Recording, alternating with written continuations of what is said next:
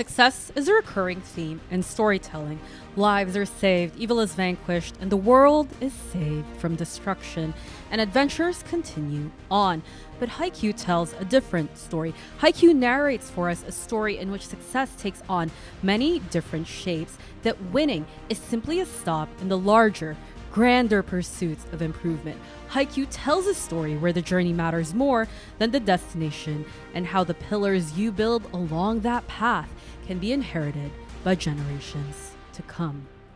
Hey, my name is Esper, and I talk about things to a depth nobody asked for, and Haikyuu holds a very special place in my heart.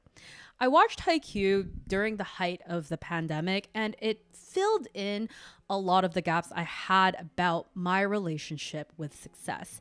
It is really absolutely dramatic to say that, I know, but watching and reading Haikyuu felt so healing because it felt like the mentorship I had been waiting for a long time. Up to that point, I had a lot of questions about what I should really be doing with my content, and there was a certain pervasive sense of uncertainty. And while your mileage may vary, whenever I read Haikyuu, it seems as if it clears a path for me to see the solution to what I need. While Haikyuu didn't spell out a life plan for me, it told me what to value and what would come if I invested in those things.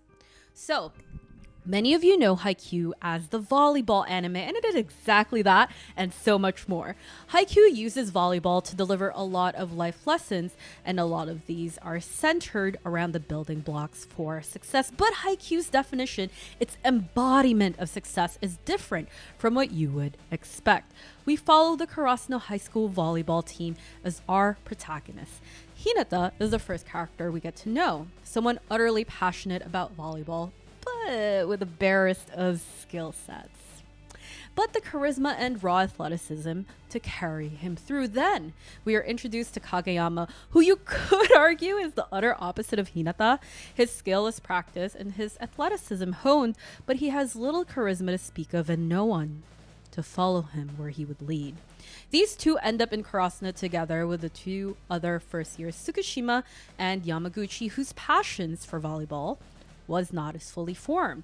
These two serve almost as a foil for Hinata and Kageyama to really emphasize who they are. Tsukishima and Hinata are foils for each other, the sun and the moon. Tsukishima has height, skill, and intelligence that would make him a great volleyball player, but none of the drive and reckless abandon that Hinata has. Yamaguchi makes a great foil for Kageyama and vice versa. Yamaguchi never particularly tried at volleyball. It was just a fun activity to spend time with his friend. Meanwhile, Kageyama had no friends to speak of and only tried in volleyball. As the series go on, they diverge from their roles as foils and bloom into their own wants, desires, and personality. This growth is much to the effort of their upperclassmen, though they deserve credit. There is a lot to talk about here, but Daichi, Suga, and Tanaka really serve as concrete pillars in which the vines of growth of the first years could flourish. Daichi as a person is much like who he is as a volleyball player, a solid base. He gives you a place to fall back upon and a security to know that wherever you may go, he will be there to support you and push you in the right direction. Suga could be characterized by his sacrifice that he makes for the team, but that is only shallowly true. Suga, not unlike Kenma, is the brain of Karasuno, and I will die on this hill. My boy Suga does not get enough credit. Sugawara keeps the team together, not by his reliability like Daichi, but through his strategic wit and ability to bring out the best in people. Tanaka might surprise you on this list because he is kind of rowdy and silly, but Tanaka helped Kageyama and Hinata break out of their shells. He is a reliable source of fire, and fires fuel the engines of change. He brings the energy and change of pace necessary to bring new light whenever the future of the rallies seem grim. Much like Daichi, he is a stabilizing force as the guy in the team who is pretty much always okay. Like, canonically, they say that about him. Now, if you've read or watched Haikyuu, you might be wondering, where are Noya and Asahi? Noya and Asahi are a truly interesting pair because they don't particularly interact with the growth of the team in the traditional means like Suga and Daichi. Their contribution is their own improvement. What they do is showcase the potential of synergy and the security that one can bring the other. Noya and Asahi are essentially opposites in their role. Asahi, as the ace, is meant to smack the ball down as hard as he can, while Noya's goal is to keep the ball up and in play for his teammates. Noya's role literally forbids him from doing what Asahi does, so he has no other choice but to rely on him. Asahi and Noya's roles are more indirect. They are role models and partners that serve as a beacon for the rest of their teammates to aspire to collaboration that elevates the other. Noya especially is so self-secure that it brings security to others simply by his presence. There is more to talk about here, but you get the gist.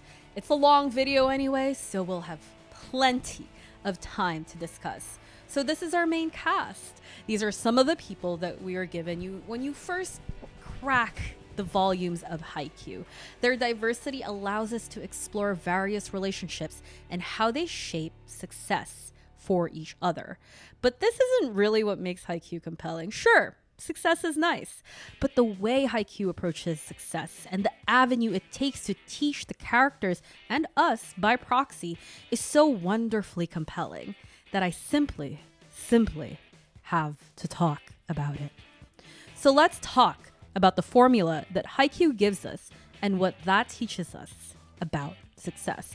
And if you've watched my videos before, I know you have one glaring, burning question in your mind. Where is the whiteboard? Here it is in its full glory, and behind these pieces of papers are the frameworks that success Haikyuu teaches us. And the main aspect of success will not surprise you, but we will talk about that in the end. Yeah, so here is kind of like success and all of these branches, right? So what is detrimental to success, what it benefits from, what it ultimately relies on. This is our last point, and it's only possible with.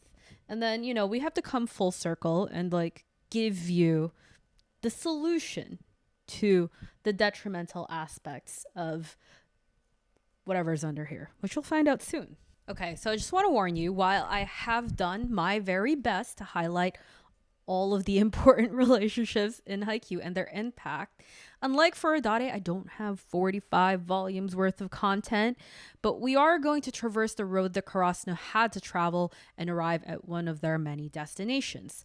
Nekoma versus Karasuno rivalry, which culminates to the adorably dubbed dumpster battle, but this is not a dumpster battle video. The dumpster battle puts head-to-head all of the values instilled to them by each other, as well as other mentors, and really brings home the point of how rivalries like this shape and breed competitors that are much more honed to success. This is also where the height of their relationships intersect.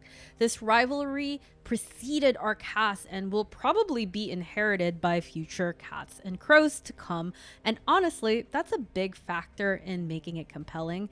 Generations of people invested in this, which makes the input into this relationship, this rivalry, intense. It brings a level of emotionality in it that is weathered and forged by time alike. We have the first years who are newly forged participants introduced to this concept only mere months ago. And we have Coach Nekomata and Coach Ukai who have been weathered by the years and decades of their long outstanding rivalry that is separated by not only time, but chance. This narrative is especially compelling to me because it brings together all of these generations. And one might think that the knowledge trickles down, but really, it is, forgive the pun, a dumpster pile full of knowledge, experience, and growth waiting to be discovered in unlikely places. Of course, we would be remiss if I didn't address the other people who also contributed to their growth, like Bokuto, Oikawa, the coaches, which I'm honestly thinking about doing an entirely separate video on the coaches alone, but I have to stop thinking about that because I have to do this video. Anyway, that's besides the point. The person you really love may get mentioned, but I make no promises and you are not eligible for a refund. Now please sign here. Legally binding, by the way. Thank you. Let's first get started on what success is. Ultimately, success will be different from what each and every single perceives success for them to be. Success is nuanced. Success could mean to some people millions of dollars in their bank accounts and rows of cars as far as the eye can see. Success could be finishing that video essay that you started in May 30th, 2021 at 12:16 p.m. completely. Random date and time, by the way. Don't read into it. You're being really weird right now. Or success could be getting to stay on the court for one more game. Success is something earned by the collaboration of a community. Haikyuu emphasizes the need for broad and thoughtful input. Success is about finding the right people to uplift you. And this is the important part, who you can also uplift. I think a lot of people forget that part. Of course, we are invested in ourselves, right? But also, be invested in others while not being self-sacrificial is one of the keys to success. Haikyuu highlights this in such a beautifully elegant way that never fails to astound me each and every single time I read this story. Haikyuu talks about these aspects not only in great detail, but interwoven narratives so complex yet real. It grounds me in the possibility, and dare I say it, the inevitability of success when you surround yourself with the right people. But what does right constitute in this regard? Right isn't what you think it means, and all of this stuff that's covered right now, I will uncover not only who the right people are to surround yourselves with for success, but who you must become to be successful. Let's first talk about how adversarial relationships are detrimental to success. The thing with relationships is that no matter how hard we try or how hard we forget, they are always a two-way street. Relationships can never just give and they can never just take. It is a symbiosis in which both parties are always inevitably and at times unwittingly takers and givers. A scenario that comes to mind is the Inarizaki game where Hinata was tasked to mark Osamu. Hinata searched the repository of his memory for all of the single blockers whom he hated the most. It wasn't a teaching moment, but a real and true in-game interaction that Hinata had to call back upon to draw his strength and technique from. Interactions, even the briefest of them, turn into experience which we hone into skill and instinct. It's a little bit poetic that we are all unwitting teachers of each other, which I hope doesn't give you pause, but rather makes you excited for all that you can contribute to someone else's success by simply being who you are. Haikyuu focuses its narrative a lot on drawing from the wells of people who have done the work prior.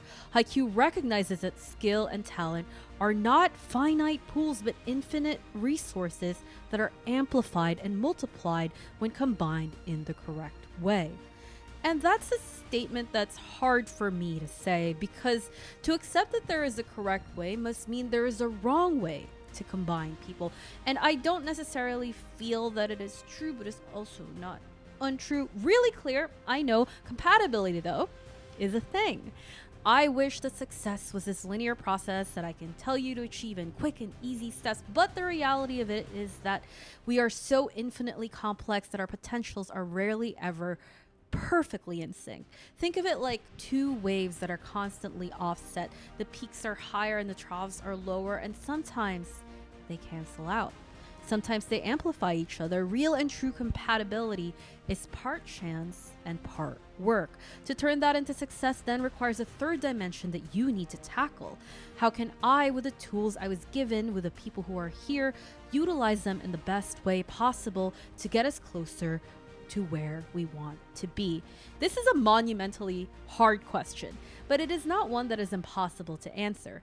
Nekoma's Kenma is actually the person who I think best embodies this ability. He knows how to utilize his team the best. I would argue better than Oikawa in high school at least, but that is a discussion for a different day. I know Oikawa stands are already seething, so I'll see you in the comments. We're getting ahead of ourselves anyway. We have a point to get back to. It's hard not to think it's me whenever things go wrong. That's why there's a popular breakup phrase that says, it's not you, It's me. Whenever something goes wrong, we always tend to blame ourselves. Kageyama was known as the king of the court during his middle school years, and if you've seen Haikyuu, you know that this was, at first, a derogatory term. People looked at him as a tyrant and as an unyielding dictator who must get his way. His team suffered from this as a whole, but there is one person who suffered from it more than the rest of the team, Kindaichi. But before we talk about this, I want to set the scene. Kageyama, his environment, his team, and even his mentorship was not compatible. There was an event that happened in middle school that affected him badly. Remember, Kageyama was depicted as an excited, innocent boy who had a love for volleyball, but he realized people weren't kind to those they viewed as threats.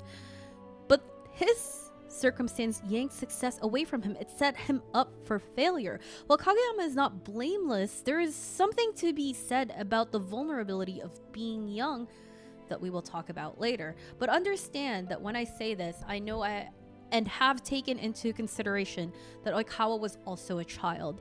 But we need to talk first and foremost about Kageyama and Oikawa's adversarial relationship and how it very much affected them both. Oikawa's reaction to Kageyama was traumatizing. Kageyama only wanted to share in his love of volleyball, but Oikawa nearly hit him. That's like saying nice shirt to somebody and then getting punched. He actually would have hit Kageyama if Iwaizumi wasn't there. Oikawa's attitude and behavior also bore him consequences that impeded his success, even though he was the aggressor here. He really truly was lucky to be brought back to a semblance of balance by Iwa. We can see the lasting effects of this adversarial relationship with Oikawa because he carried even at least some of it through high school. This hatred robbed him of a mindset for success that he could have been using to bolster himself during his time in Abajosai. Thank God for Iwaizumi, honestly. Had it not been for him, I think Oikawa would not be the setter we know today. But Kageyama had no such centering force. He was much more affected by the adversarial relationship that Oikawa started. Unlike good-spirited rivalries, adversarial relationships take something away from you. They cost something. We see this very clearly in the way that Oikawa and Kageyama interact. Oikawa has a strong resentment directed to Kageyama's so-called natural talent. Oikawa lost his ability to see his own potential because he was clouded in his hatred for Kageyama. Kageyama became isolated after being on the receiving end of this hatred. Hatred and isolation are detrimental to success. This is the cost for adversarial relationships. Oikawa paid for his hatred in giving up his tickets to success, and he didn't even know it was happening. Hate is poisonous, and unfortunately for Kageyama, it was also contagious. I think that there are a lot of people who never believe that they can be the best, that those are reserved for people who are simply talented, that unlike those that are talented, they are being cheated by life. This is a dangerous mentality to have. Oikawa fell into this trap. I'm just gonna level with you, I don't think talent is real. Everyone has unfair advantages, but they are not from some sort of divine intervention. Talent is simply early skill tree investments. If they suck, call your parents. I think that there are things that we are predisposed to from genetics, which you may call talent, or things that our parents or caretakers instilled into us when we were younger and not fully aware what was going on, that helped us construct a very solid foundation toward the future. Like, I'm sure my grandmother letting me constantly yap and ask questions didn't hurt future video essayists, you know what I'm saying? She encouraged a lot of talking and asking a lot of questions. Some of my earliest memories is of me asking my grandmother questions and her answering me very seriously with a detailed response. But to be fair to Oikawa, the narrative of talent is one so pervasive that it is considered real and true and a determiner of your fate by a lot of people. But the thing is, talent, even if it is real, right? It's unmeasurable. You can't measure it with a scale or by distilling it into a graduated cylinder. Talent also is very discrediting to hard work that people do to become better. Oikawa limited himself with his own beliefs. He nerfed himself. And you know what? Let's say the talent is real, right? Who is to say what timeline talent presents itself, because burnt out gifted kids would like to have a word with you. I hope you can see what I am trying to say here. You can never make an assessment on the outcome of a complex event based on a single variable. The path to success is rarely ever uniform. Anyway, here is a little quote that I love. This is a speech from Oikawa's idol that he recalls during the Karasuno versus Alba Josai match. What? Are you saying you know what the limits of your abilities are already?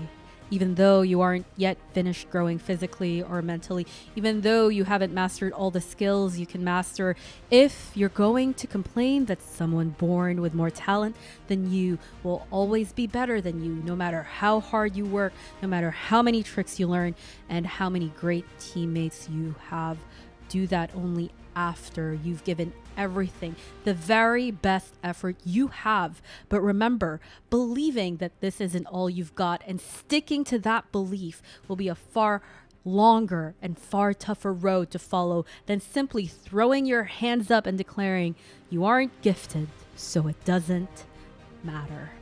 And that's really at the crux of it all. Success is far more about the hard work that goes into your chosen craft. Oftentimes, people who you view as more talented than you are simply people who got an earlier start than you, and did not have the wherewithal to question whether they should ever stop, and they just kept going. That's true of Kageyama, at least. He never wanted to stop playing volleyball, and he started basically when he was born. I'm not saying for Oikawa that working together with Kageyama was the path forward, but I'm also not saying it's not the path forward. You get me? You definitely get me. Glad we're on the same page. What I'm definitely saying, though, is that the adversarial relationship was 100% not the way to go. The adversarial relationship that Kageyama found himself in closed off many doors of opportunities for him. I think that this is way too glossed over in the story, but no volleyball team wanted him. No volleyball team wanted Kageyama.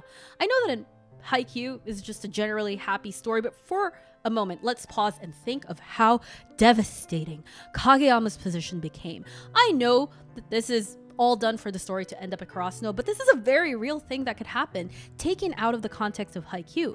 Imagine you were an incredible volleyball player, and all of the powerhouse teams denied you because of the trauma you experienced from your upperclassmen, which you had no tools to help yourself with to emotionally cope, and no one who was in a position to help you did anything, and all of those avenues to success were shut in your face. That is horrifying. He lost the ability to look on and trust others for mentorship. He started to only be able to trust himself. This is in part due to his lack of peers that could, one, match him, but also his shaken faith in people. My friend introduced me to this concept of bringing people along. It just means to show people the process. And Oikawa never brought Kageyama along and therefore shattered the structural integrity of the team going forward. And since he graduated, he never really had to live with the consequences until it psychologically caught up to him in other ways. Look, I don't think Oikawa is fully at fault for who Kageyama is, right? It would be a cheap out. Kageyama always kind of sucked at communicating, but Oikawa sure fucking destabilized Kageyama's perception of what it means to be on a team. Kageyama now only had one option, and that is to make his own way, so it doesn't now compute that he would be paving the path for others to succeed, even if it meant succeeding alongside them, because he had no conception of that. We need to examine the cascading effects of adversarial relationships as well. Hurt people, and all that. That was especially evident with how Kageyama passed the hurt on to Kendaichi. When Karasuno played Alba Josai, Kendaichi was so perplexed that the king of the court had a team behind him. I think that a thought crossed his mind of, why couldn't Kageyama be the setter that he is now when I was his wing spiker? I'm sure that Kendaichi thought, oh, so it really was me. I wasn't good enough. I want to take this time aside and say, Kendaichi, genuinely one of my favorite characters. He is so beautifully simple, but the depth of his emotionality always strikes a chord with me every time. Even in the ball boy arc, when he asks Hinata how Kageyama is doing, that was so sweet. So here's what I gather from that. I think that he feels true remorse for being the inciting person who got Kageyama benched. Right after their first practice match, their first time ever seeing each other after graduating, and Kendaichi's first ever time seeing that Kageyama can change, Kendaichi had a realization that the Kageyama he knew was one that had a potential that he failed to bring out as a teammate, and perhaps a friend. It is hard to look at someone who was once awful to you make the changes that you wish they had made. It is even harder to honor those changes, but Kendaichi did. When he told Kageyama not to apologize, almost as if to say, I was wrong about you, I see you as you are now, I just want to say that is so huge and monumental. It's hard to accept people when they change. It's especially hard when said person was a dick to you. Kendaichi in this moment was breaking the cycle, which takes a very special person to do. Kendaichi was bringing success back to both of them by looking at Kageyama not as an adversary, but as a competitor he aspires to beat. A rival, if you will. Kendaichi exhibits insane mental resilience here. But for Kageyama, it's only possible to engage with someone on this level because of the way his community rallied around him. After all, adversarial relationships are healed by community and mentorship, which we are now going to talk about. For Kageyama, improvement wasn't a choice, but an inevitability. His relationship with Hinata, although it started off on the wrong foot, was quickly corrected by Daichi. Learn to be good to each other or play no volleyball. We are a product of our environment, and Kageyama and Hinata just so happened to luck into getting Daichi, who is a phenomenal base to the overall attitude of the team. Kageyama and Kendaichi didn't have this in Kitagawa Daiichi. Yes, Oikawa was not a good captain. But the only finger I'll really point is at the coach. Look, I can't expect every adult to be Takeda. Man's a superhero. He should be what every adult in a mentorship position should aspire to.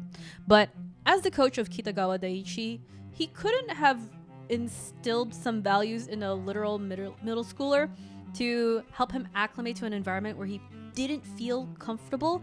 Kageyama was clearly not a problem child. He loved volleyball, but he didn't know how to deal with feeling isolated, which led him to lash out, which led him to then further be isolated. His lashing out wasn't met with any real feedback until it was just far too late for him to do anything about it, that he was actually punished, which then limited his prospects to which schools he could go to. He lucked out in ending up at Karasuno, where there was a nurturing environment, where there was good mentorship. But let's not get ahead of ourselves. Let's talk about how Daichi nurtured the potential, not just in Kageyama, but Hinata as well. Daichi immediately taught Hinata and Kageyama what consequences are. And you might be thinking, Esper, how are consequences nurturing? They suck. The thing with punishment and consequences is that if there is no way for you to redeem yourself, it is a fruitless exercise. Consequences and punishment should help you see a behavioral correction that will lead toward a better outcome and help you course correct. Anything else is either disdain, sadism, or a power play. Daichi not only recognized their potential, but what he had to do to direct that potential in a meaningful way. Away from their antagonism, Daichi helped them see the path that would be most beneficial for them both and the team to achieve success. He helped them see that working together would allow them to enjoy volleyball more. Community is such a valuable key to success because it allows us to see from different perspectives that could ultimately be the difference between excellence and failure. I'm sure left to his own devices, Hinata would not have stopped pursuing an inane rivalry with Kageyama. It's just simply not possible. They still do it. It always struck me as insanely insightful of Daichi not to just simply jump at their chance to have new players on the team. He realized that those two needed cultivation before they were even allowed on the court, and it had to come before anything else. Delayed gratification in and of itself is a very real component of success. If you can stand to wait for your reward and work on something a little more, you often get at least an additive, if not a multiplicative return on your prior time investment. But this is hard to sit with. Suga even questioned him on his punishment for Hinata and Kageyama because they were lacking in members. But Daichi thought that their synergy was important above all else, and honestly, what a king. He was so right. This resulted in a cascading success for the team. Much in the way that hurt and hatred can cascade, so too can good things. With Kageyama's setting and Hinata's decoy capabilities, with Tsukishima's blocking, Noya's digs, Daichi's defense, Suga's strategy, Tanaka's mental stability, and Asahi's power, this team developed into one that was able to reliably look to the other for support.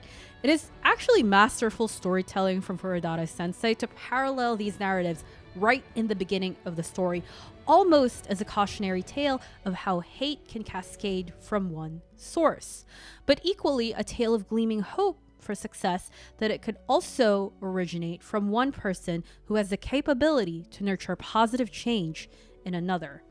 There is a reason why the phrase "it takes a village" is so prominent. It's because it really does. From seemingly solitary pursuits like YouTube to team sports like Haikyuu, it all takes a village. There is no one immune to needing help. Part of what the proverbial village has to offer is mentorship, knowledge accrued by others by virtue of having more experience or differing experience. Everyone, and I do mean everyone, needs mentorship. I'm old, and I am nowhere near by far the best at any of the things that I do, but what has allowed me to experience a modicum of success in many areas of my life is seeking out mentorship.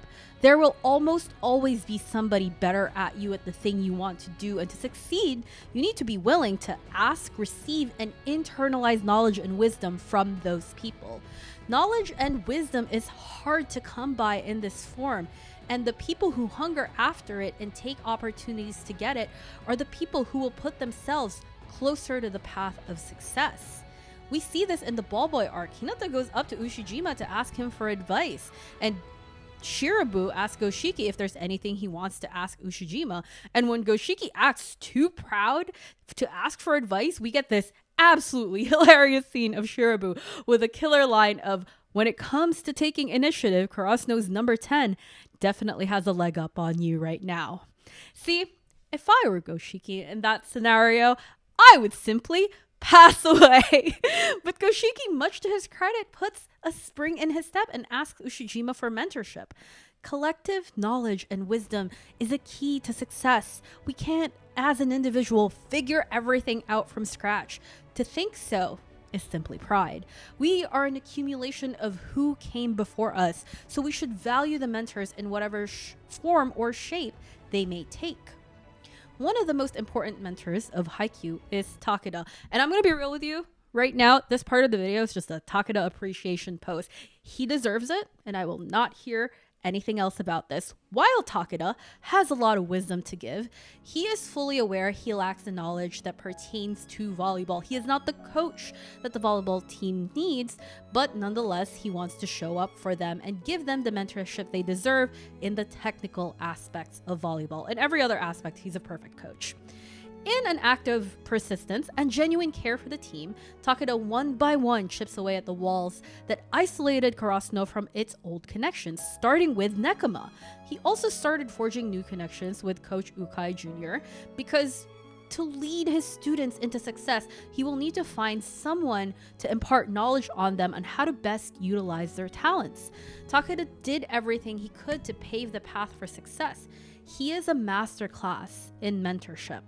I think that this is something people don't talk about enough, probably because it's anime, probably because there is a level of suspension of disbelief that when protagonists are written, they aren't particularly considered vulnerable.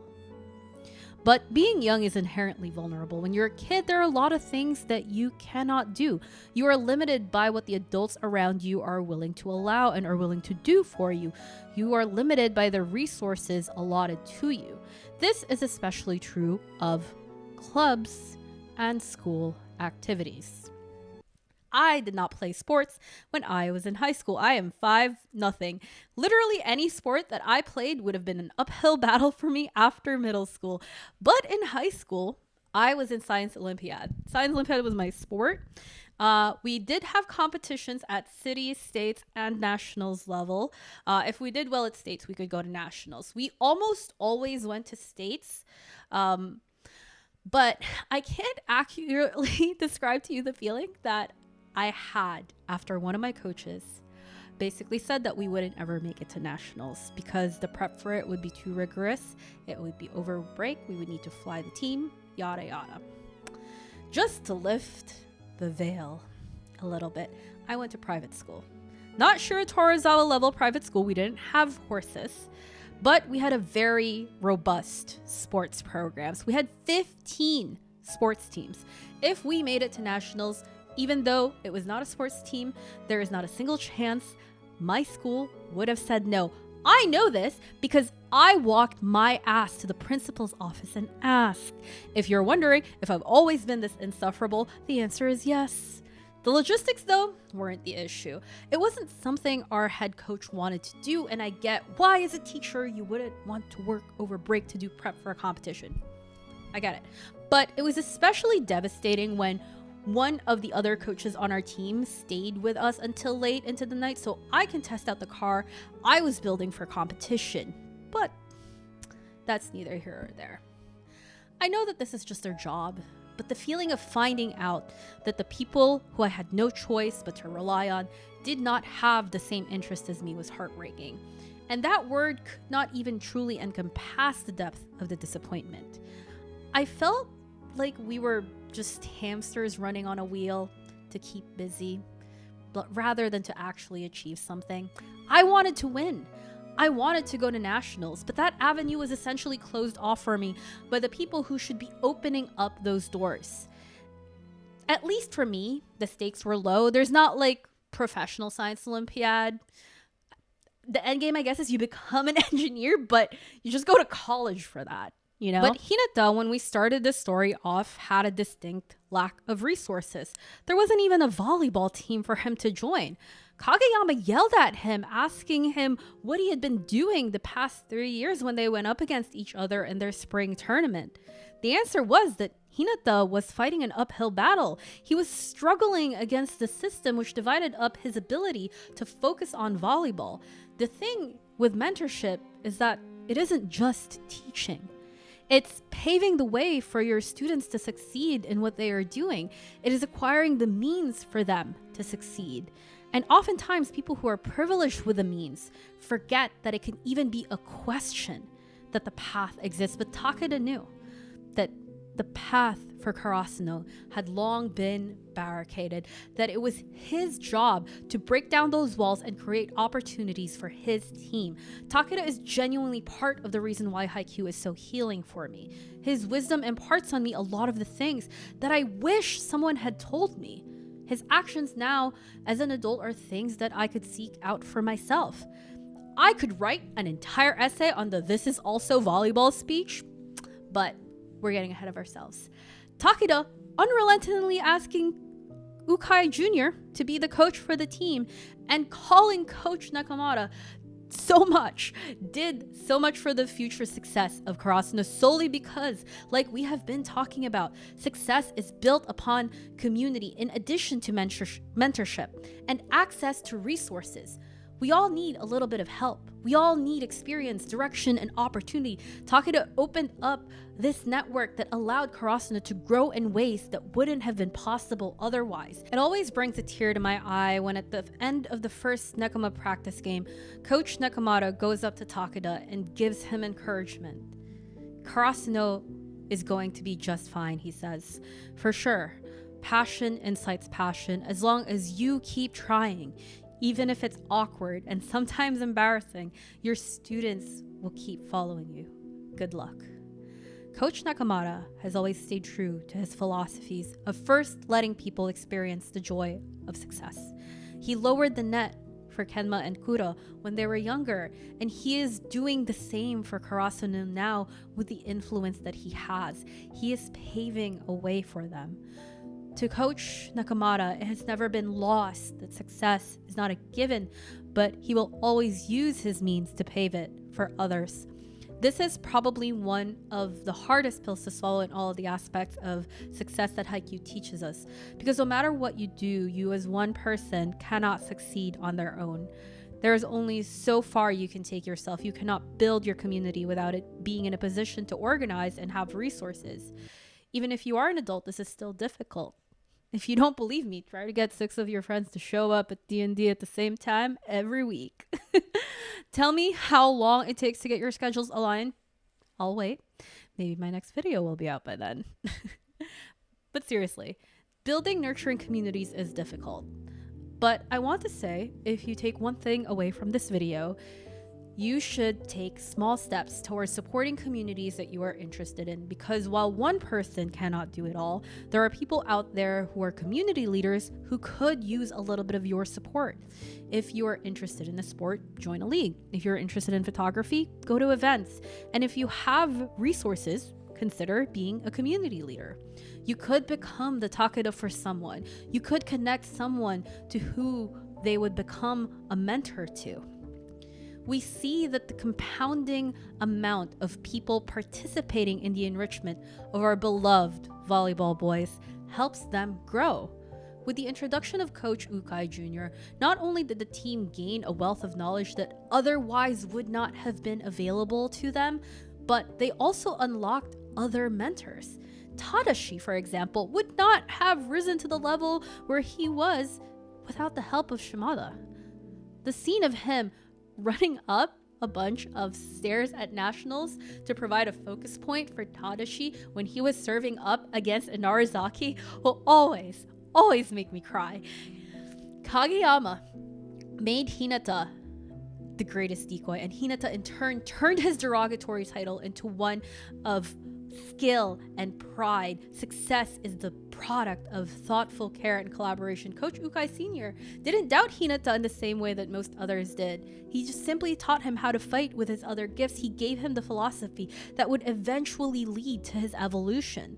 Success is facilitated by the mutual exchange of information and, by extension, generosity. Like I said before, relationships are two-way streets, and to become part of those circles where something of value is being exchanged, you need to have two things: trust and value.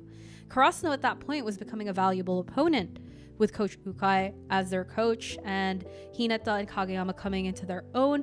Their team was shaping up to be a tough opponent, but that is not enough to get them into these circles, as trust cannot be gained overnight. That's where Coach Nekomata really came through for them. To get them into the spring training camp was an enormous favor. And this was the camp that would spark the first of their many, many evolutions. So let's talk about the arduous process of making it through an evolution. So I thought about putting a Pokemon transition here, you know the one, evolution, but I didn't want Nintendo to come collect one of my kidneys as payment, so you're just gonna have to imagine that I did it. Thank you. One of the important things to note about the spring training arc is that it comes off a devastating loss for the entire team. It put a strain on Hinata and Kageyama's relationship. It brought to focus an important decision of staying or investing in their future for the third years. And it brought a sense of looming pressure for the second years, knowing that they are now the stewards of a budding powerhouse club, while knowing that some of them left at the peak of its difficulty. This training arc is so beautiful to me because it focused on something much more internal for our beloved volleyball boys to move towards success, we always have to be doing internal work. This is why there are people who have everything handed to them and still fail. Resources, communities, and mentorship mean nothing when the person doesn't know how to reflect that back into meaningful change to who they are. When people say that growth is painful, what they mean is that change is hard. My therapist always tells me that no matter what, even if the change is positive, it will always bring about stress because it is different from what we are used to. Change is not meant to be easy. Most worthwhile things don't come easy. You have to have the ability to sit with the discomfort of first not being good enough to succeed and persevering through your circumstances. The word for this is grit. And if you have sat through this video for this long, you might consider subbing to my Patreon or my Ko-fi. It's in my links. I promised myself that I would promote it more, but I'm really bad at inserting things in the middle of my video. So it's there if you want to support. I almost said I'm a hater. I'm not a hater. I think actually the movie was more emotional than it was volleyball. The reason why emotionality is good in media is not because everything needs to be emotional. It's because there are things that build up to that emotionality that really give you an impact. Even reading it, I'm a fast reader. I felt the rallies drag on. I felt the sets drag on. And there was this genuine feeling of time passing that obviously a movie that has a time limit has against it, right? Or if for some reason you have a Twitch Prime you don't use, consider throwing it to my account that I don't stream on but still have partnership on, which weirdly enough gets mentioned later in the video. Anyway, grit is an all-encompassing word, but grit doesn't tell you how to overcome the things you might encounter that give you discomfort. You know, you can't just sit with everything. So we actually have a whole section on how to sit with discomfort. 1 second. This is not. Ta-da! So, fear, disappointment, and shame are all things that often stop us in the tracks of sitting with our circumstances and getting better. But there are equal and opposite forces that can help you with those feelings. And this is so well embodied by this training arc. I wish we could go through all of the struggles and growth that our characters go through. But listen, this video is half an hour long, longer than it was supposed to be, and I still have to edit it. So for the sake of manufactured brevity, I'm going to focus on Tsukishima, Hinata and Kageyama, and we'll also tack on Ennoshita at the end, despite the fact that his arc happened in the beginning of the tournament, because I think it tells an important and realistic story. So let's talk about fear. Let's talk about K, volleyball is just a club, Tsukishima first. Tsukishima had some underlying trauma with volleyball. He looked up to his brother Akiteru. We see Tsukishima as a younger child excited at listening to his brother talk about volleyball. But upon going to Akiteru's game, he found out that not only was Akiteru not the ace of the team like he had been saying, that he wasn't even on the bench. He was up on the stands cheering for the team, and the ace at the time was the little giant. That was not nearly as tall as Akiteru, but was more skilled than him nonetheless. Tsukishima carried the hurt of not only the betrayal that he suffered from his brother's lies, but the hurt he saw his brother go through. He loved and idolized his brother, and he felt like that love and idolization was betrayed. He did not want to be hurt in the same way Akiteru was hurt. And because of this, Tsukishima wanted to put up a wall between him and volleyball. He wanted to regain control over the hurt that it caused him so that he never had to feel it again. He was afraid of the emotional devastation that volleyball could bring him. But honestly, that sort of mentality, while it feels like it solves the issue, really just traps you in the hurt because of how much and how hard Tsukishima tried was always directly correlated to the past trauma that he had. Even seeing his teammates try so hard made him want to try less. He even said that all this getting invested does is make the hurt much worse later. He tried to face his fear with a shield of apathy, but the true antidote to fear of failure is to hunger more for the goal and entice ourselves with the possibilities of what could be rather than what was in the past, because the past will always remain unchanging.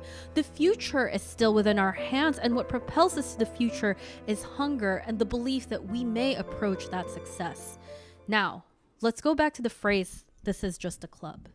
Some of you may recall the "this is just a club" discussion between Akashi, Kuro, Bokuto, and Tsukishima, spurred on by his best friend Tadashi. Shout out to Tadashi. If you don't remember, here's a quick rundown of it. Tadashi confronts Tsukishima on why he isn't giving volleyball a real and true shot when he's smart and tall and basically has the makings of a good volleyball player. And much to Tsukishima's credit, he seeks out an answer. We are then fortunate enough to be able to follow this journey from inception to conclusion. And I use the word conclusion here very lightly. He talks to Bokuto, who is honestly the perfect person he can ask about this. Bokuto asks him if he thinks that volleyball is fun. And Tsukishima answers with, "Not really, no." And let me tell you, I love Bokuto thoroughly and unendingly for this answer. He says to Tsukishima, "It's because you suck." But he went on to say that essentially that when he becomes good at volleyball, there will be a moment that it hooks him. And when that moment comes for him is when volleyball will become more than just a club for Tsukishima. But I think that Bokuto's speech inspired hunger in him. After all, Tsuki is quite susceptible to goading insults. While Bokuto didn't mean for it to be an insult to Tsuki that he sucks, Tsukishima knows it's the truth. He never likes it when people tell him he cannot do things. Tsukishima also deep down knows that he is good enough. And that was always spurred on by other people saying he can't. He even admits this. It's one thing for him to say that he can't do something, but it was another for Hinata to suggest the same thing. He knows he has what it takes, but he was just simply paralyzed by the thoughts of future hurt. I think Bokuto's simplicity is the perfect counterplay to Tsukishima's overthinking. I relate to Tsukishima in this regard. I think a lot of you will too. Like, I never jump at the chance to call myself normal, but Tsukishima's speech about there being more and more on the way to the top is very relatable. It's overwhelming. It's something I have thought about a lot. But there are special people like Bokuto, Hinata, and Kageyama to which that reality is an inevitability because they are too focused on the now and their intermittent goals to become overwhelmed and to even engage with a paralyzing fear of great heights to achieve. They are the embodiment of the phrase, "worry about getting there first." Bokuto gave Tsukishima a simple directive. He gave him something to be hungry for that is easily achievable. Get good enough at volleyball that you think it's fun first before you think about anything else. I think people think of success as something for the predisposed. Tsukishima fell into this way of thinking, and that's simply not the case. That was just a way for him to disengage his impact from the equation to allow himself to skip out on trying without feeling like he was doing something wrong. The reality is you don't luck into success. The threads of fate don't write you into success before you put in any effort, and nor does it write you into failure. Success is built by the steps you take from the hunger that burns inside you. Also, sometimes it's privilege, but that's out of the scope of this video. Hunger allows you to sit with the discomfort that comes with being bad at something. When you are hungry for something, it minimizes the discontent that you feel with being bad because hunger for something is an overwhelming feeling. You can't help but want to do it. Doing the thing itself becomes a reward to you. You need no other reward beyond it. Moving toward your goal and accomplishing it, that becomes satiety. There is power to internalizing your reward system that people don't talk about enough. A reward system that lives inside you is inherently more stable than any outside feedback that you could get. Fans leave, coaches change, teammates change, views are variable. Rooting the satisfaction inside of yourself gives you enormous control over your own emotions, then by extension, your own goals. But when you do try, you run into the possibility of disappointment. So now that we know that the solution to fear is hunger, not like the video game, but maybe like the video game. I haven't played it. We can talk about disappointment. And this is what these two experienced at the end of the Inter-High arc after the Aoba Josai match. We come out of the Inter-High arc with trouble brewing in paradise between Kageyama and Hinata. If you don't remember, this was because they lost to Aoba Josai because Oikawa rightfully predicted that when the chips are down and they are in trouble, Kageyama would set it to Hinata. Then they punched each other. Yachi had to call Tanaka to break them up. It was a whole thing. These bitches, they're messy. But to boil it down to its very core, they were both disappointed. Kageyama found this new connection and trust with his team to be a double-edged sword, a strength that makes him trusted and a weakness that can be exploited. Hinata was also feeling the weight of the weakness he bears. He lacks a skill and power to fight on his own. He had to rely on Kageyama so much. And Kageyama even tried to apologize for sending him the ball. Hinata said for Kageyama not to apologize because that would mean he thought that sending the ball to him was a mistake. Ultimately, the two of them were dealing with enormous emotions that come with losing. They were drowning in disappointment. It fractured their newly formed trust. And the two of them did not know quite how to pick the pieces back up. Takada set them up on the right path that they must first get up again to restart their journey. But that's just the first of many steps. There are two antidotes that we must talk about when it comes to disappointment. Hinata and Kageyama had a long road ahead of them to figure out fully what path to take. But thankfully, I read ahead, so you don't have to wait to figure it out. But, drum roll please. Ultimately, the remedy for disappointment is getting good. That's half a joke. Before I tell you the real answer, let me ramble for a bit. Because while we're talking about sports here, this advice is applicable to nearly everything. The great thing about Haikyuu is that, well, it highlights really well that when you do fail, you can and should most definitely get back up. It reassures you that there is almost definitely a path forward waiting for you, and what it takes to get there is just some effort and out-of-the-box thinking. For example, I've been doing the YouTube thing for a while now. I have made a lot of mistakes, but all of those mistakes were just paths that I was trying to find what was the right one for me. Let me play you clips from my first video essay to my latest video essay. When Ibara says he's a pretty good judge of character and Geto questions present company included, it's communicated to us that the audience, that Geto is already questioning his goodness inside him, that he himself is unsure which side of the coin he will land on.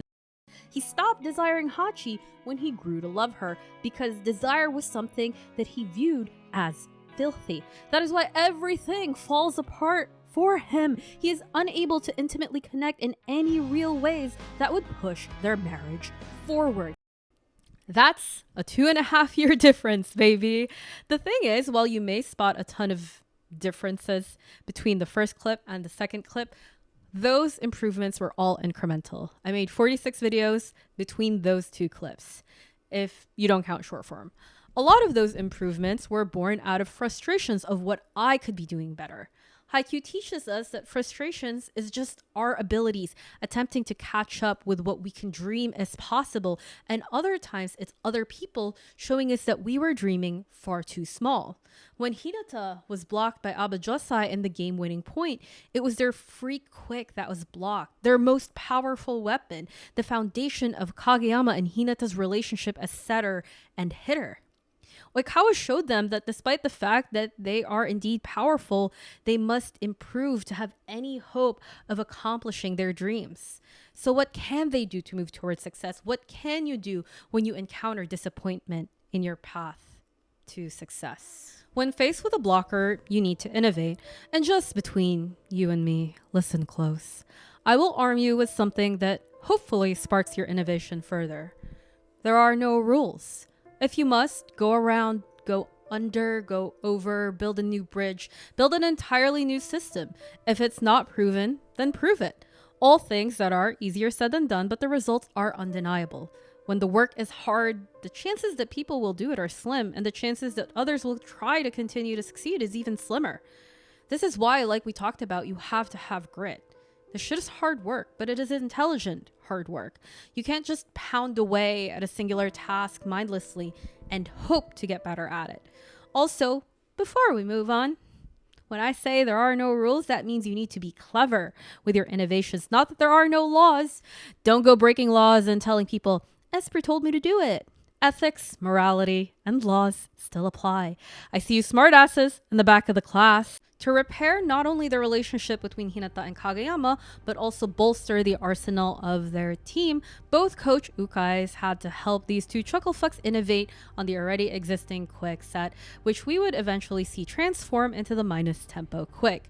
They already knew that the free quick was fallible, Nekoma made sure, but they can increase its chances by giving Hinata his own tools and having Kageyama create a new way for him to set. Hinata, who was already athletic, iterated on that athleticism, and he gave himself skills to use while he was in the air. He learned to look for gaps in the blocker's defenses. He learned from Bokuto how to use a dink instead of a spike. He would also eventually learn to fly higher, but that's for later. He innovated the way he interacts with his surroundings when he is on the court. We're going to go a little bit out of the scope of the Tokyo training arc and talk about Hinata's growth overall to really showcase what innovation can do for a player. In the Ball Boy arc, which holds an incredibly special place in my heart because it was just such masterful storytelling that it tugs at both my brain and my heart simultaneously, Hinata innovated almost every aspect of how he played. The Tokyo training arc was great for Hinata's basics, but the Ball Boy arc is where he innovated. Kageyama was doing a lot of the innovation during Tokyo training arc, which we will talk about. But let's talk about what the Ball Boy arc did for Hinata first. There was a scene where he draws movement from how his friend who played tennis was always moving and was almost always ready to quickly move. The split step. Hinata incorporated this into his play, which made him faster and more effective in reacting to the ball. Hinata also improved his awareness. He questioned why Kunimi's team in the 2 versus 2s always seemed to have more time, and he answered that question for himself by realizing Kunimi simply bumped the ball higher, giving his side more time and options as to what to do. He also learned how to read the forms of his opponent, which made him able to know how to act before the contact with the ball was made, giving him precious seconds that could literally be the difference between a bump and a score for the other team. The story leads us to believe at first that this is Hinata's journey to become the little giant, but in reality it's his journey to hone and claim the title that Kageyama gave him, the greatest decoy. And while I won't spoil for you how that turns out in the end of Haikyuu, if you're an anime only, I will leave you with one observation that I had as I read through all 45 volumes of Haikyuu in 1 week. As we go further and further in the story, I noticed that Hinata's impact became less and less the minus tempo quick, and more in each skill that he gained. Hinata's story arc transformed to that of the ace and the little giant to what Kageyama could see in him all along. These small innovations became the building blocks for success for Hinata to find who he is as a volleyball player. and even further to continue his rivalry with Kageyama. Speaking of Kageyama, let's go back to the Tokyo training arc. This arc is when Kageyama and Hinata had their first fight. There was a lot of disappointment, tension, and fear in the air. Kageyama let himself be paralyzed by fear again. We know this because Oikawa himself calls him out. Whenever Kageyama is in a state of fear, he reverts back to his old tyrannical ways. This is because it takes a really long time to overwrite the trauma of knowing you only have yourself to rely on. And in times of stress and pressure, Kageyama reverts back to thinking that it's him and only him who knows the best. Especially in the realm of volleyball. Oikawa yanks him back into reality and reminds him that ultimately he has to give up control. And Hinata, or whoever it is he is setting for, is in control of what they want to do with the set. I just want to say, Oikawa can't take credit for this. He might have relayed it to Kageyama, but he was trained by Iwaizumi, no doubt. We know this because Iwa catches him and immediately corrects Oikawa when he sets a ball for him that is meant to be hit in a specific way. Not thoroughly important. I just wanted to knock Oikawa down a peg because he was so smug in this scene, but in like a funny way, so it's okay. The beauty of this scene is that as Oikawa says it, it is confirmed by Coach Ukai Sr. to really drive home the point. So this is where the innovation starts.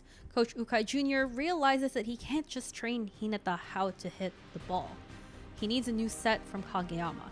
He illustrates a set for Kageyama that spins as it hits the peak of its trajectory, allowing Hinata to hit it easier while he's in the air. A third, less direct confirmation of the lesson Kageyama is learning. To be a good setter, he must change, and he must innovate the way that he sets. But most importantly, he must take into consideration how he can help his hitter. While Kageyama's arc is much more linear in the technical aspect here, he makes leaps and bounds in the emotional aspect. Kageyama learns how to take others into consideration. He is beginning to learn what it means to utilize his strength for the team to uplift them and not regress emotionally where he thinks his way is the best way. We see this in a pivotal moment where he tells Hinata that they're no longer practicing the set until he gets it right, because practicing with a botched set is no use to Hinata. I want to zoom out here a little bit. I've inundated you with many mindsets and strategies that propel our volleyball boys to success. I've analyzed and repeatedly honed in on what makes a successful person. But what is the ultimate goal of success in the end of all of this? You might think this is silly, but the reward for all of this isn't the games they win. No, that is an inevitability of loving the process, of doing the work. Remember in the beginning of this section when I said there were two antidotes to disappointment? Well, the answer is fun.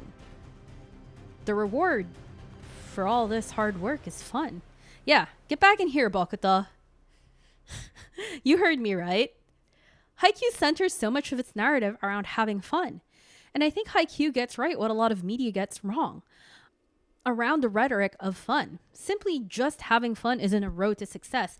Josenji was a direct antithesis to this idea. Haikyuu puts them in front of us for the sole reason that we must learn that fun is not a strategy towards success, but a reward for the hard work put towards success. But we'll get to that. First, let's talk about why so much of the advice around using fun as a means to success sounds like bullshit. Because it is. A lot of advice centers around having fun before you put hard work in. But fun always follows hard work. Even Hinata, who loves volleyball, still has points where he's not experiencing happiness. We don't need to fully revisit the ball boy arc, but Hinata turned what was an otherwise utterly humiliating circumstance into a thoroughly enjoyable learning process. He is excited and making the most of what it means to be a ball boy, but it didn't start out that way. We see him at probably his lowest. He stuffs his head in a bunch of mats in the gym asking what even he is doing here. He tries to learn things. The footage has finally caught up, but reacts too slow. He looks at his travel toothbrush with the despair of knowing there wasn't really a place for him there. But eventually, things start to click for him, and that is the important distinction. Hinata sticks it out through the rough times long enough to get the reward. We are inherently beholden to our emotions. The true and utter joy we feel for something must be followed, or will lead an unsatisfying life. I think that it's normal to feel anxiety and uncertainty with regards to the unknown. But discovery is a part of growth. And sometimes the things we must discover isn't techniques or new skills. Sometimes we need to discover things about ourselves. Yes, we must acquaint ourselves with the horrors of being known. It's now time that we talk about our boy, Ennoshita, and the hardships of success. I framed a lot of my rhetoric around success with this air of formulaicness, with practicality. If you do this, if you aim for this, if you can seek out these resources, you can achieve success. And honestly, you'll just have to forgive me for that. It's just my personality and the way my brain works. I'm an 8-wing 9 ENTJ Aries Sun and Rising motherfucker. If I missed your personality type indicator of choice, I'm sorry, but those are the only 3 that I know. Oh wait, here's a bunch of anime men that have the same MBTI as me. While that looks really bad, my female counterpart is Peggy Carter, down to the fact that she's an Aries. So I think that more than makes up for it. Also, all of these are men. Anyway, let's talk about the most daunting and hardest parts of achieving success. Who you are when things don't go your way. There is a lot of shame on the road to success, whether that is shame in feeling like you are a failure internally or externally and letting others down, publicly struggling, or making a mistake.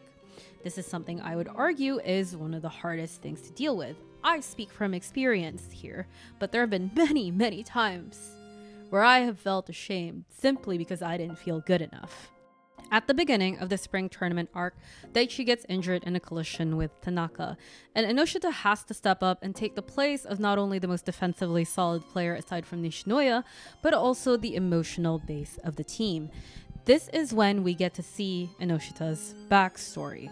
He recalls a time in his first year that he skipped out on practice after practice until he had to beg for a spot back on the team. I rarely ever talk about the art in Haikyuu, which, by the way, I find absolutely fantastic, but I think the phrase "a picture is 1,000 words" really fits this one. Ice cream scoop in hand, Shonen Jump laid out on the table, the air conditioner buzzing in the background, the parallel hatching perpendicular to the table being used to shade Ennoshita, creating a stark juxtaposition to the otherwise flatter shadows of the rest of the image. Furudare really wants to draw your eyes to Ennoshita and feel the weight that he is feeling. He wants you to know what rests on these bowed shoulders, and he succeeds. This is such a visually impactful scene that delivers so succinctly 1,000 words and emotions. The things that once brought Ennoshita delight and comfort now sits around him as totems of shame for what he gave up on. There's an alternate universe where I talk about the relationship between comfort and success at length. 2 unlikely candidates for comparison, but this video is already way too long, so let's just talk about it a little bit here. Comfort is an enemy of success because it breeds mediocrity. That is an oversimplification of it, but comfort is for things like your house and your finances, basic things that you shouldn't have to worry about in life, things you need. You don't need spicy finances unless you get your thrills from that, in which case I won't judge you. There are times Haikyuu feels a little bit like a horror manga. This is one of those times. The desolation, the despair, it feels visceral. Here's the thing. There's nothing wrong with taking a break. That gets emphasized in the manga quite a lot, with Daichi and the rest of the team yelling at Hinata and Kageyama to rest, as well as another plot that I won't spoil for you later on in the manga. But opting for comfort in lieu of achievements will never bring you happiness, even though it might bring you momentary relief. There is an inherent horror in leaving behind what could have been, and that loss is a great teacher if you can overcome the shame that comes with it. And there is only one path to follow to alleviate your feelings of shame. It's to accept it, gain confidence from it. While these things may seem counterintuitive, it is genuinely the perfect way to recover.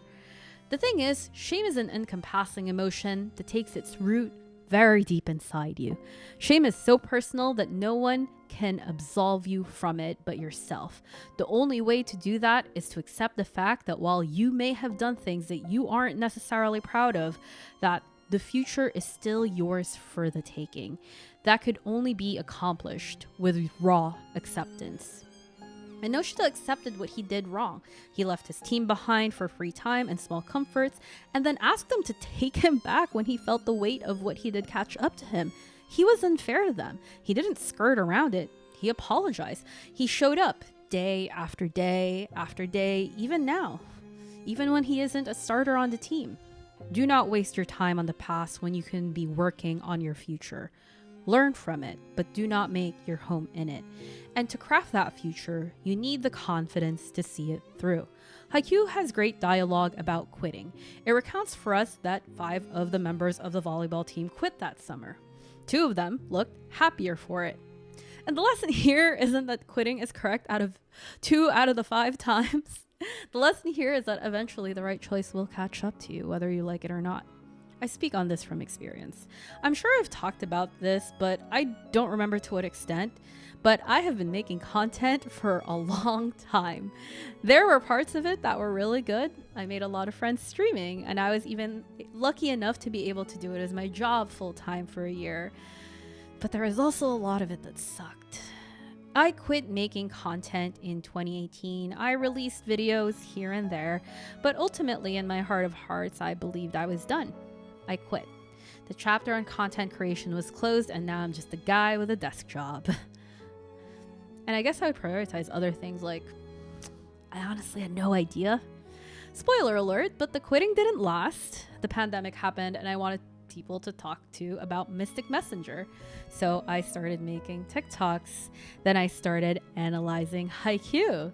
Yeah, believe it or not, this shit was my bread and butter before JJK. I mean, I guess if you don't believe me after I wrote an over an hour long essay about Haikyuu, there's nothing else I could do to convince you. Anyway, TikTok made me reevaluate what it was the content creation meant to me, why I kept coming back, and why I had kept quitting in the past. It was a really reflective time in my life where I realized that content creation meant something deeply to me. The thing is, the thing you love will challenge your confidence not once, not twice, not 3 times. It will challenge you at least hundreds of times and thousands if you're lucky. That's the price of innovation. That's the price of never resting on your laurels. But the thing with confidence is that it comes back stronger. It's like breaking a bone or something. I wouldn't know. I'm not a doctor. But you get the idea. Confidence is a tapestry you weave from your experiences. I often look back at my younger self fondly. I lacked so much confidence and had so much shit wrong with my life. I didn't know how to find a path forward, but I just kept putting one foot in front of the other. And while there were many dead ends and false starts and mistakes along the way, things eventually ended up okay. That was one of the biggest things that changed my life, the thing that ultimately inspired confidence in me. And if no one else has told you this, I am telling you now. Things will work out for you in the end. Just keep pushing toward your dreams. There is a path there. Sometimes the confidence you weave for yourself starts with external stimuli when you first have none to provide yourself. So I'm going to give you this first thread. And Haikyuu illustrates this point for us too. In this scene, when Ennoshita subs in for Daichi, Kei, insulting people is a reflex. Tsukishima looks at him and goes, I figured it'd be you. If that were me, if I were Ennoshita in that moment, I would be elated. That's a confidence booster.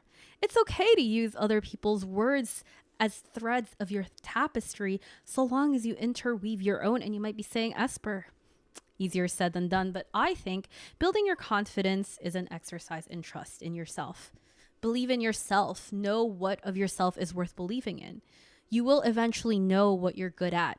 We're poor judges of who we are, but when people who you love and care about you and see you for who you are tell you what you're good at, listen to them. It will help you on your path to success. Shame is normal, but it is simply a tool to see where you have fallen short of who you could be. And sometimes a tool by society to oppress those who are different, but that's out of the scope of this video, so let's move on. There is a reason why when we first meet Nekoma, we have the entire Karasuno roster finally assembled. Karasuno and Nekoma are a foil of each other. Where one excels in defense, the other boasts a flashy offense. Where one has no standout players, the other has players who have a hunger to maintain their own light in a sea of stars. Where one has cohesion forged through time, the other has been forged under dire pressure of making their limited time count. They are the perfect rivals for each other. We are now going to talk about the dumpster battle. If you haven't yet read the manga or watched the movie, I suggest you do that now. It's okay. I will patiently wait for you. Right here. I've even set up a chapter marker for you to come back to. Actually, it's probably like closer to that way. There is something that Coach Nekoma says in the first practice game. In competition so close it could go either way, both sides resonate off the other, at times drawing out skills and strengths that neither knew they had. It is at those times when you have truly found a worthy rival. Okay, that's the end of the video. I'm just kidding. In the beginning of this video, many eons ago, we talked about adversarial relationships and how they are detrimental to growth and success as adversaries cost you something that you have not willingly offered to pay. Rivals, you may then think, might be similar to adversarial relationships. You are, after all, still competing, but that's not the case. Rivalries open up doors for you while adversarial relationships close them. Rivalries give you something to aspire to. They are a mirror for you to view yourself in, and rivals support you when you need it. I make a distinction on the whiteboard here of friendly rivalries, but I feel like that's redundant. All rivalries are friendly in my opinion, and all adversarial relationships are hostile. We're going to get into why I think this is. But I want to talk about Kageyama and Hinata and the history of the dumpster battle first. The dumpster battle was something that both Coach Ukai Sr. and Coach Nekoma aspired to. This is the ultimate friendly rivalry. They carried the torch on for decades. The two of them, despite wanting to win against the other, held no ill will. In fact, through this rivalry, became lifelong friends. Coach Nekoma and Coach Ukai, before they were even coaches, comforted each other through their losses in National as they failed to meet each other on the court again. I just want to pause here and say, this is an insane fucking friendship. Can someone explain to me how these two never exchanged phone numbers while they were still students? Like, they had phones back then, right? Were they really only truly interested in playing each other again? Because they only met by happenstance when they were adults. That's wild. Anyway, this rivalry carried on through many decades with their respective teams under their respective tutelage. But I think there is no other better embodiment of this rivalry than the current Karasuno and Nekoma teams. And to hone in further, the rivalry between Hinata Shoyo and Kazumi Kenma. Of course, I will be talking about the parallels between these two teams, but largely I want to focus on the overwhelming force that is Kazumi Kenma and how he inspired one Hinata Shoyo and how their relationship create a distinct yet odd model for success. The reason why I say that Kenma's rivalry with Hinata is the best embodiment of the cats versus crows rivalry is because the two of them work together to get there. In reality, Kenma does not look at Hinata as a rival. He thinks they're just regular friends, and honestly, I think that's kind of true in like the very technical sense, not in like the philosophical sense, because if it were true, it would invalidate the whole video essay I wrote. The two of them are very cute. They text each other, they hang out when they're at training camps together. They really and truly are friends, but on the court, they change. They manage to be at each other's throats without malice. And that is a feat in and of itself, because to push yourself to the limits and have another person look at you, not in horror or disdain, but ask you for more is a rarity for people who sit at the top of their game. This alone breeds success between rivals because of how it evolves those who are competing. I talked earlier about how rivalries give you something to aspire to. It is very clear what Hinata is aspiring to. He wants to make Kenma say something other than, "It was okay, I guess." As low stakes, though, as that might seem, that is actually an insanely difficult goal. It's lonely at the top. To be exceptional means to be lonely for at least part of the journey. Kenma, while not a volleyball prodigy like Kageyama, is an insanely clever tactician. I can think of no one who could tactically rival Kenma amongst all of the teams that we saw play, and it's not even close. There is no brain, no tactician, no leader like Kenma. He is playing a strategy game that just so happens to be volleyball. He is having the opposite problem that Tsukishima was having. He was too good for the people he was playing. For Hinata to reach this goal, for him to push Kenma from the apathy that he feels, he would need to drive his athleticism to a level that would rival the years of Kenma's practiced strategic prowess.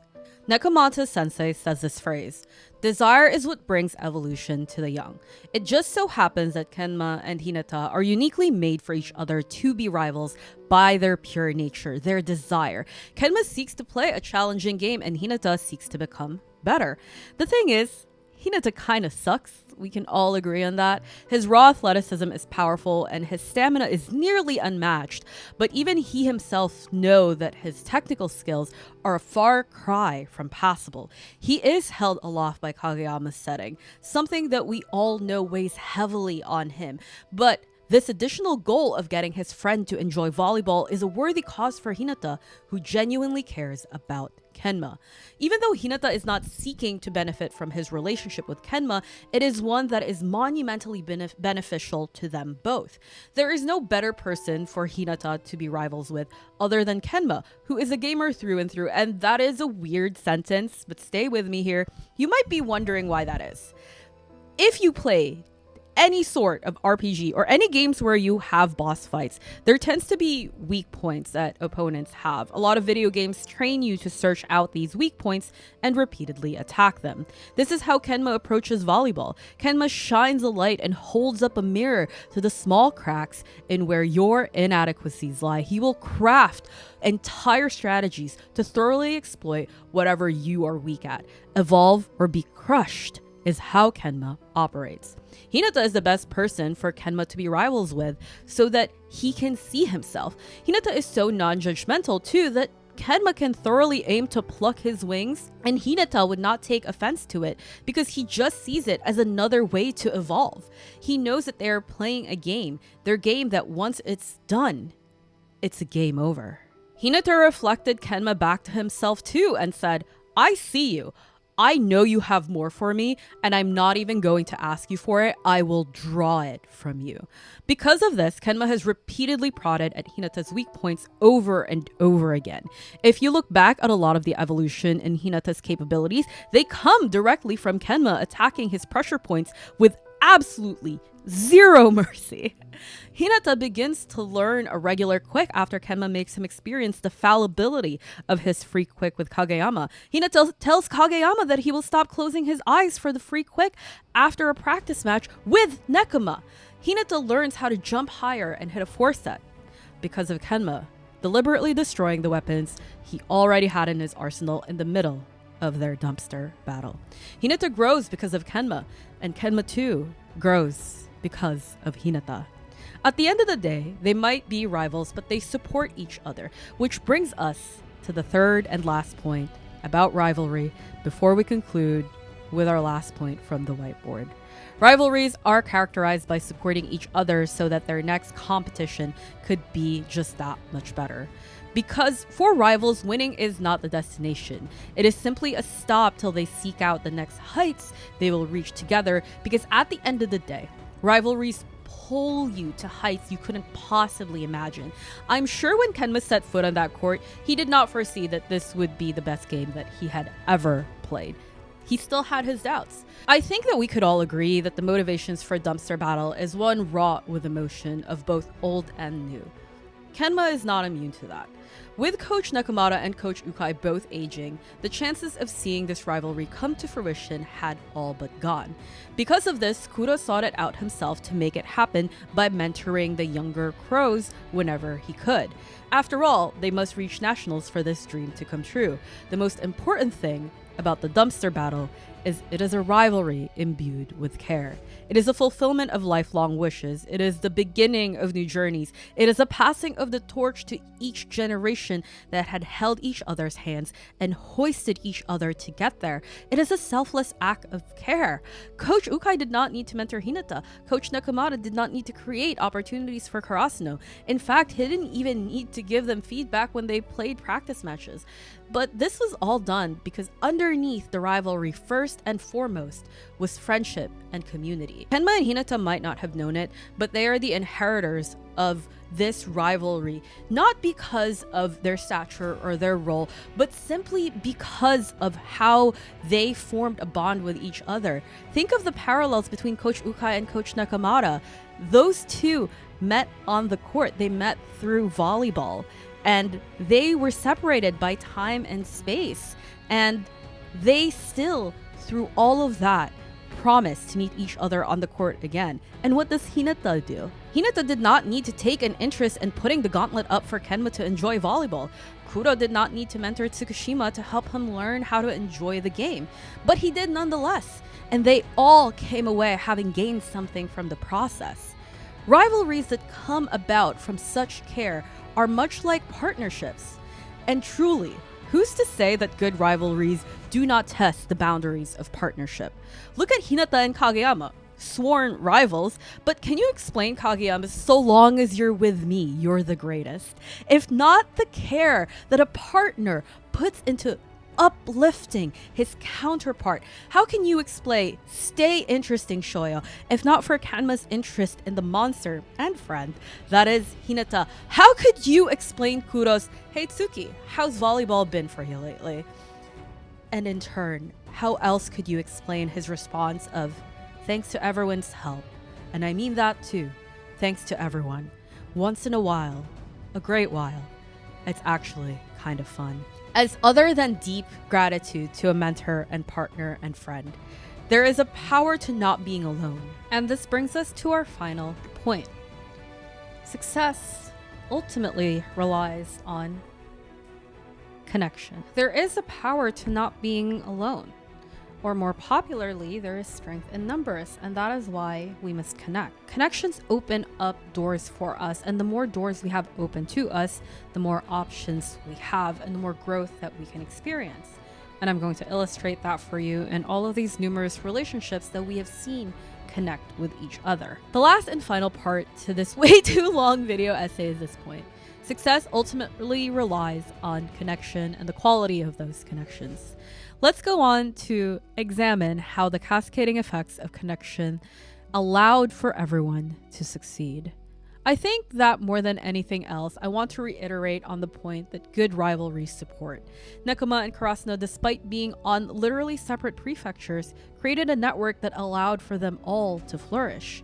I think we can break down each and every single participant on the court as an adversary, a competitor, and a rival.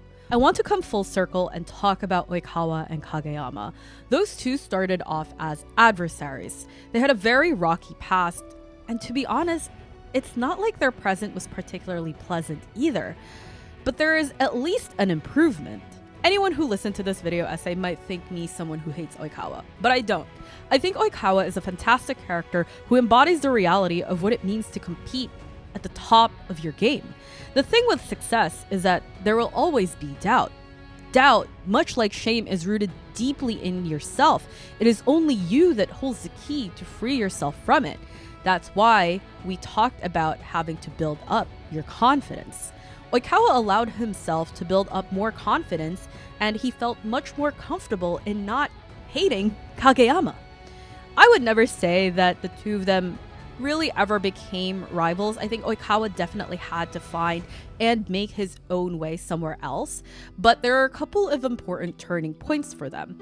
I think really seeing and connecting with Kageyama as he came into his own with Karasuno was important for Oikawa to see. Standing on the opposite side of the net for him, I think made the competition more real and the adversarial relationship much more distant. That was a past version of himself that he had silently vowed to leave. Getting a front row seat to Kageyama's evolution gave him heights to aspire to, and for the first time, he allowed himself to be fueled by another instead of torn down by it. After all, Iwaizumi would not be by his side forever to balance him out. I think it's rather poetic for Oikawa's evolution to be spurred on by Kageyama's. We really see the relinquishment of his hatred for Kageyama, albeit reluctantly, when Kageyama asked him for advice and he actually gives it. Even if he does give it petulantly, he gives it nonetheless. All this was because Oikawa saw himself and Kageyama in a new light, which again would not have been possible without the two games that they played against each other. I think also that it was rather intentional of Furadare to make it one win and one loss for them. There is a modicum of a parallel between Hinata and Kageyama's rivalry, how these series of games is just the first of many they will compete in. They have finally graduated from adversaries to competitors, and it was only possible through seeing each other on the court, realizing they were not who they once were as adversaries.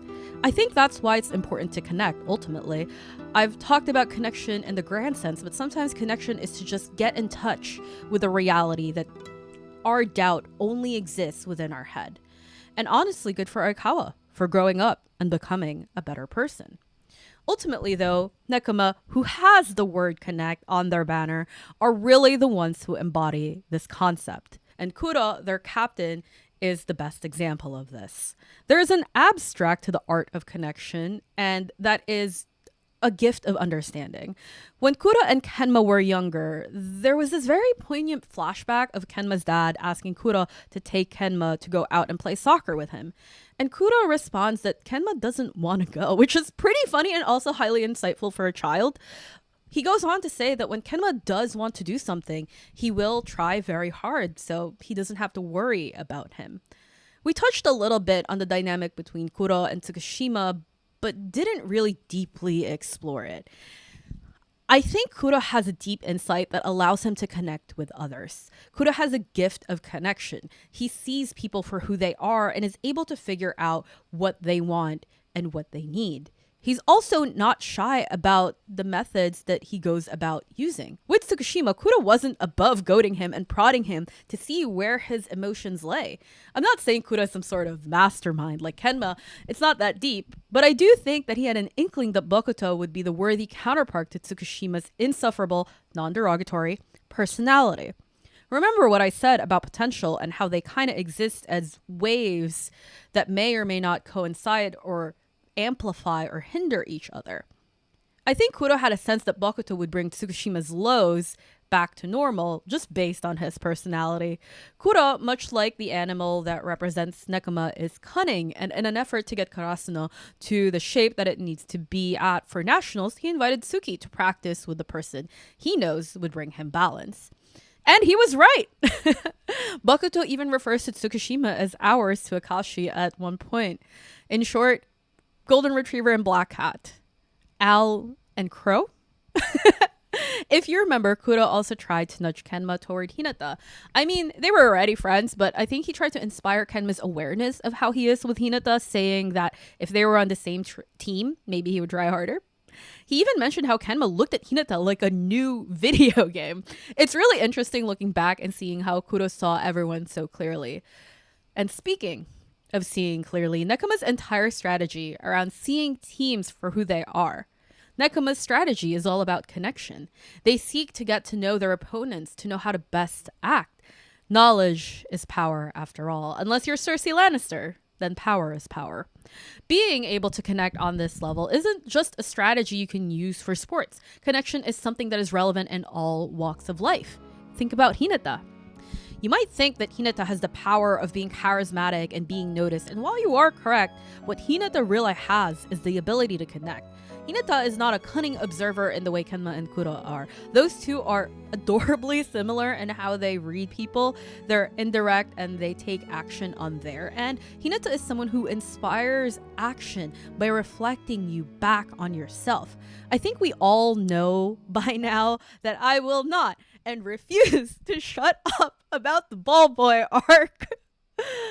And you know what? You're just gonna have to deal with it. But think of Hyakuzawa and Hinata's interaction. Hyakuzawa thinks out loud about how he wishes that Hinata was the one who was invited here and not him. He realizes just how loud his thoughts actually are, and instead of agreeing or being self-centered though, Hinata corrects him and says, "Surely you mean that you wish both of us had gotten invited." I love Hinata to death, but Hinata's ability to see Hyakuzawa and what he needs in that moment gathers people to him, quite literally.